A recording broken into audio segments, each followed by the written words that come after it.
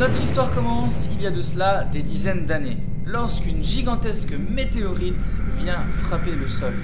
Celle-ci provoque un immense cratère et tout est dévasté. Il faudra quelques années pour que la végétation et les animaux reviennent peupler cet énorme trou, et la vie reprend son cours après plusieurs années. À une petite exception près, au centre du cratère se trouve maintenant une fontaine de magie.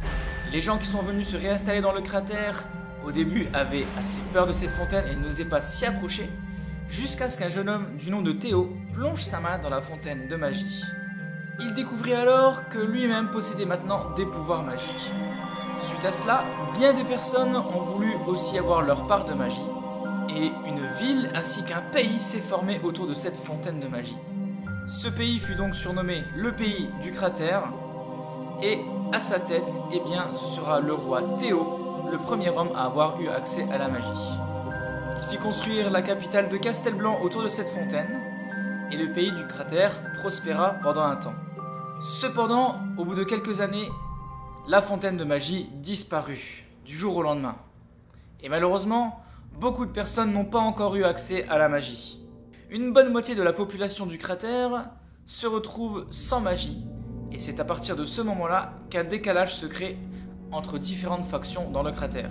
D'un côté, nous avons les mages, puissants, avec un accès à la magie, qui s'enrichissent assez vite. De l'autre côté, nous avons donc les paysans, les non-mages, qui eux restent malheureusement dans la pauvreté. Et ce conflit se transforme très vite en révolution à travers tout le cratère entre les mages et les non-mages. Le roi Théo fait donc appel à des aventuriers pour l'aider à gérer cette situation de crise car la garde est dépassée.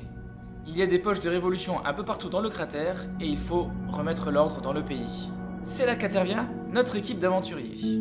Ceux-ci se dirigent vers un petit village qui porte le nom de Portail de la Lune qui se situe non loin de la capitale. Les paysans y semblent avoir beaucoup de problèmes et demandent de l'aide au roi. Après avoir mené leur petite enquête, nos aventuriers découvrent qu'en fait des monstres viennent saccager les récoltes des paysans. Après de durs combats contre un blob géant, ils arrivent enfin à le tuer et surtout ils apprennent que ces monstres sont sortis d'un portail magique. Après avoir réussi à fermer ce portail, ils font marche vers la capitale pour parler au roi de leur découverte. Leur prochaine mission maintenant se situe dans les mines, car l'approvisionnement en métal a été coupé et il est donc impossible de fabriquer des objets en métal. Et apparemment, les révolutionnaires ont maintenant accès à des armes. La situation devient donc assez grave. Sur place, nos aventuriers découvrent que la mine est aux mains de gobelins. Ils font également affaire à un balrog. C'est pas très bien passé.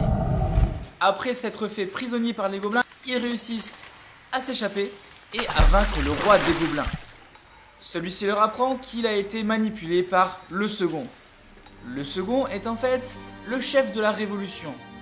On ne connaît rien de ce mystérieux personnage à part ce surnom, le second. On sait aussi que c'est un mage, mais on ne sait pas exactement quel type de magie il possède.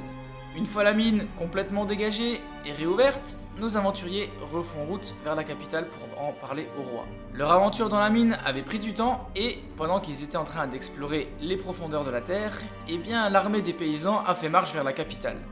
Les paysans sont à peu près 10 fois plus nombreux que le nombre de soldats, et apparemment le second a essayé d'engager des pourparlers pour essayer de négocier la paix avec la capitale. Le roi envoie donc nos aventuriers pour négocier ces pourparlers, et c'est Sophia qui va prendre en main les discussions avec le second. Mais arrivée sur place, Sophia ne tombe pas dans le piège. Ce second n'en était pas un, c'était une personne qui se faisait passer pour lui. En effet, des hommes bêtes ont infiltré l'armée des paysans, et ceux-ci font tout pour mettre un bazar pas possible en ville. L'attaque des paysans dirigée par les hommes bêtes fait donc des ravages dans la capitale. Nos aventuriers arrivent à s'en défaire et arrivent même à en capturer un qui se nomme Balthazar. Après avoir discuté avec lui dans les prisons du château, nos aventuriers arrivent à coopérer avec lui et celui-ci leur indique la direction pour trouver deux nouveaux portails magiques. L'un se trouve au cimetière d'Arcadia, l'autre se trouve au pays des Cascades. Après de nombreuses aventures,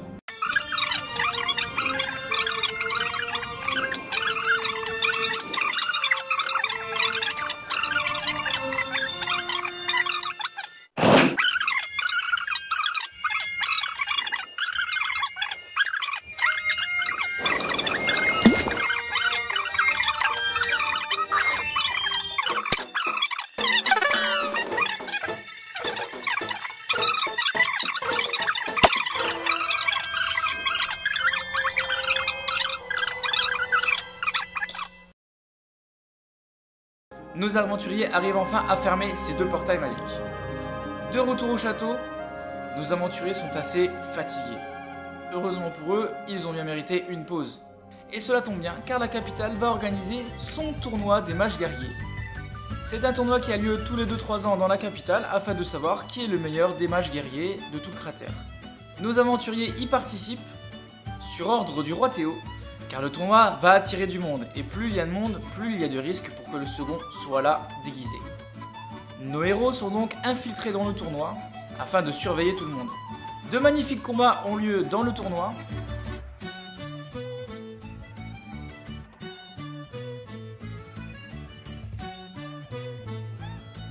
Cependant, le répit n'est que de courte durée, puisque une personne dénommée Azura vient troubler la fête.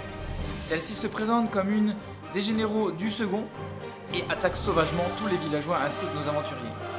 Après avoir réussi à sauver la plupart des villageois, nos aventuriers se battent enfin contre Azura. Le combat sera rude, mais ils arriveront enfin à gagner, et lorsqu'Azura fut vaincue, elle put prononcer quelques mots avant de mourir. Si vous pensiez que j'étais forte, je ne suis que la numéro 10, et ils attendent déjà dans l'ombre pour former une nouvelle révolte. Les 2 forteresses jumelles seront reconstruites, le second aura enfin sa vengeance, et nous serons tous des rois dans le nouveau monde. Et à ces mots, Azura succombe à ses blessures. Une semaine s'est écoulée depuis ces événements à la fin du tournoi des mages guerriers. Les villageois peinent à se remettre de leurs blessures. Lorsque nos aventuriers répètent les derniers mots d'Azura au roi Théo, celui-ci a la mine grave et leur explique que les 2 forteresses mentionnées sont en fait 2 anciennes places fortes dans le cratère. Ces forteresses ne sont plus habitées depuis très longtemps car il n'y a plus de grandes menaces dans le cratère. Cela fait donc des années qu'elles sont en ruine et inutilisées. Une de ces forteresses se trouve être la grande forteresse d'Arcadia, non loin du cimetière que nos aventuriers ont déjà visité. L'autre, quant à elle, s'appelle le mur des larmes de glace. Elle se situe derrière le pays des cascades, encore plus loin dans le cratère. C'étaient 2 forteresses dites jumelles car elles avaient toutes les 2 les mêmes fonctions. Elles servaient de rempart aux menaces extérieures et servaient aussi de prison. Mais ces 2 forteresses furent vite abandonnées.